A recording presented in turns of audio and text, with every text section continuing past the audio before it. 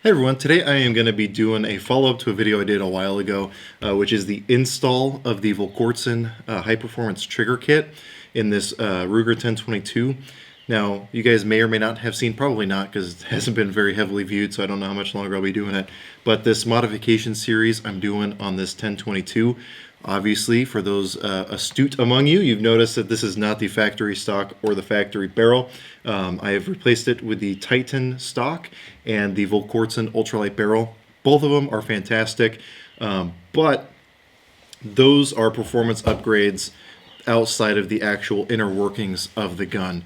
The upgrade that I did with the high performance trigger pack is upgrading the performance of the gun and really changing the way it feels from the perspective of the shooter, all in very, very good ways. So if you haven't already and you're interested in doing this yourself, I would encourage you to watch the install video. I'll have a link to that at the end of this video as well as in the description if you don't make it that far, which hopefully you do.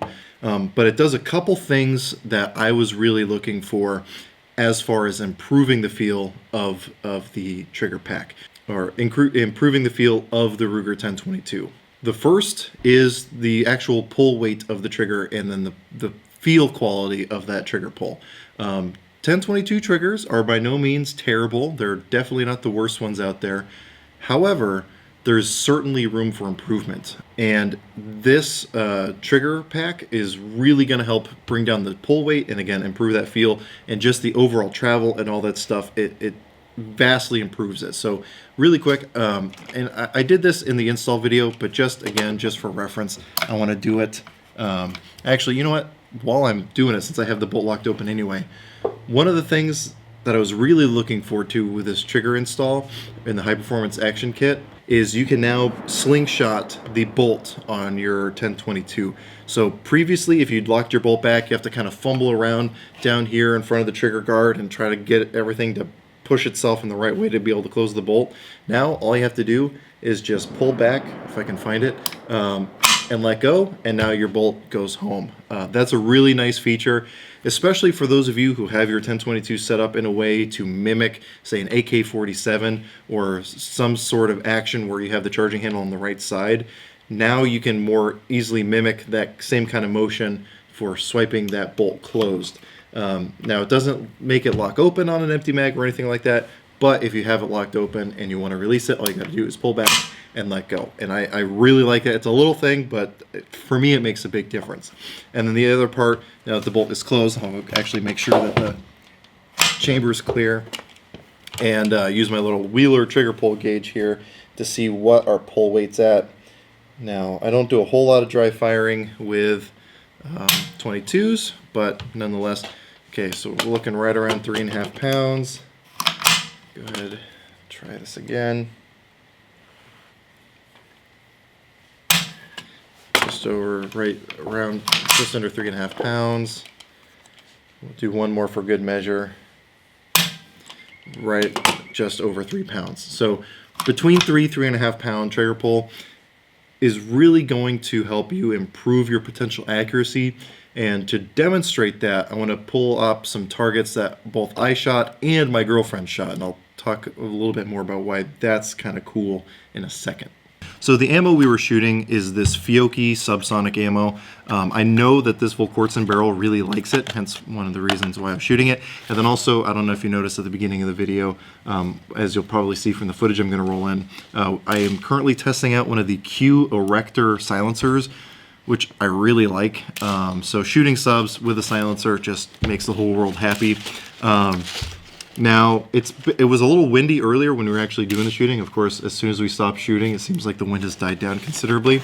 But if you'll notice right there, that is a 5-shot group and probably 1/4 inch at 50 yards. I will take that all day long. Down here was 5 shots when it was windier. Moved my point of aim up a little bit, and 5 shots, 1/4 inch with this Fiocchi ammo. Absolutely okay with that. I'm very happy to see that. Then, my girlfriend, I've been getting her more and more into shooting recently, and I wanted her to shoot this to kind of get her used to shooting rifles, shooting with a scope, and all that. And One of the best ways to introduce a shooter is shooting suppressed out of a 22 with subsonic ammo, because there's nothing to be afraid of at that point. She shot a 10-round magazine, shot all 10 rounds, again, of the Fiocchi stuff at 50 yards. Her first time ever shooting this rifle, and really her first time ever shooting any sort of rifle like this, for that matter.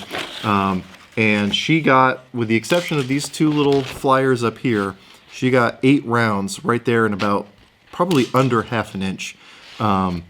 And she doesn't really want to be on camera, so I'm going to not force her to come on, and I'll just kind of speak for her at this point. But she said one of the things that she really liked and made it easy for her was that nice smooth trigger pull, because one of the things I was working with her a lot on with dry practice was feeling that trigger reset, doing that follow through, and she really liked the way that this trigger felt. Now, part of that is because you have a little screw on the back, which is going to control your over travel, so you can really reduce the overall movement of that trigger. And then again, with that just over 3-pound trigger, it makes it really easy to have a nice, good, clean, crisp control and not let it get away from you. So that's a really nice thing. And obviously, you know, just in the little bit of shooting we've done this afternoon, it's translating to good results as long as you know, using good ammo and you have a nice barrel like the Volquartsen ultralight barrel. And she's sitting behind the camera, and she just reminded me that the consistency of that trigger pull was one thing that she liked also. It was very predictable for her. She knew exactly when it was going to break, so she was able to stage it to that wall, and she knew about how much pressure she was going to have to apply.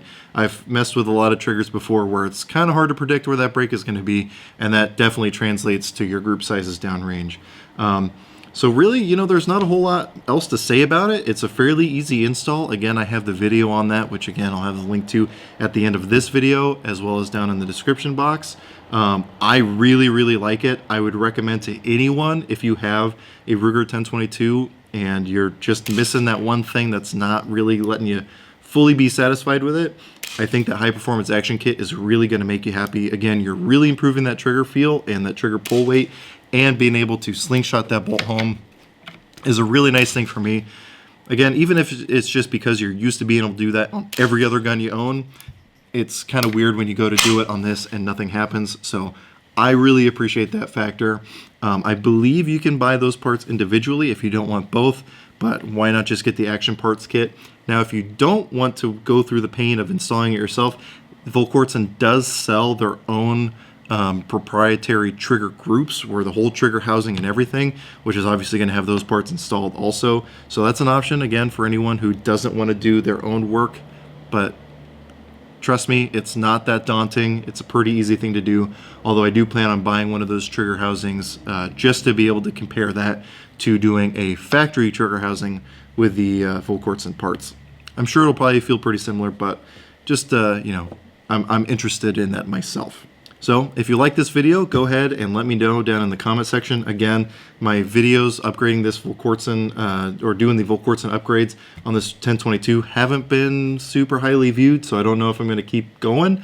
But if it is something you're interested in, definitely let me know, and then I can definitely do my best to bring you guys what you want. But anyway, with all that said, as always, I hope you're able to get something out of this video, and I really appreciate you watching.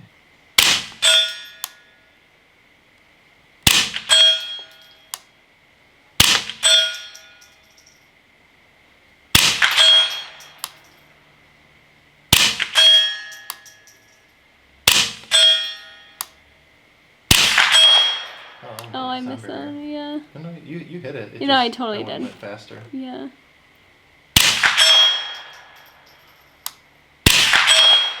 They seem to all be breaking down. Oh, that's a duck. These are supersonic ones. I forgot that I gave you a mega supersonic ones.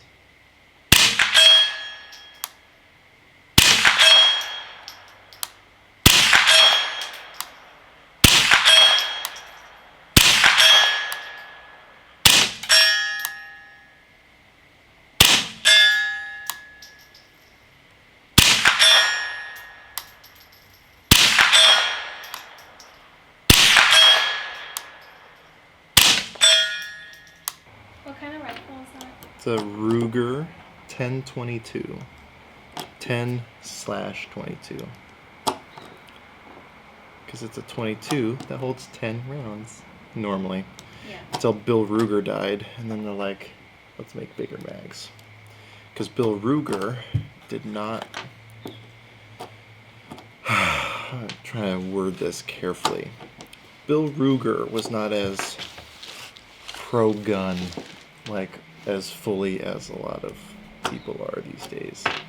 He did not believe that civilians needed high-capacity magazines.